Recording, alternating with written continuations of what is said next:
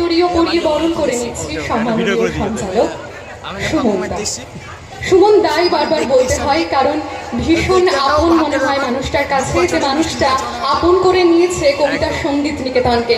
একটা ডাকে যে সমস্ত কাজ ফেলে আমাদের মধ্যে চলে আসে, অন্য প্রত্যেকটা সন্ধ্যা সে ভীষণভাবে ব্যস্ত, এমনকি বাড়িতেও আসার সময় পায় না, কিন্তু আজকে এই সন্ধ্যেটা আমাদের জন্য সময় বার করেছে। আচ্ছা, শুধু আজকে দিনটা নয়, বারবার যখনই কবিতা সঙ্গীত নিকেতনের অনুষ্ঠানে প্রয়োজন হয়েছে সুমনকে আমরা বারবার পেয়েছি।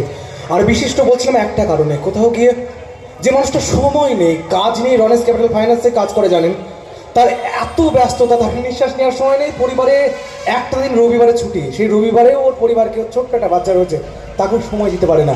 কোথাও গিয়ে ওই রবিবারটা এই অনুষ্ঠানের জন্য আমরা কোথাও বিশিষ্ট বলি, কারণ থ্যাংক ইউ সুমন এবং সুশীল, থ্যাংক ইউ। আসুন ভীষণভাবে কাজ রয়েছে, আমরা প্রত্যেকেই ব্যস্ত, কিন্তু সেই ব্যস্ততার মাঝখানেও একটু সময় বের করা আমাদের নিজেদের জন্য।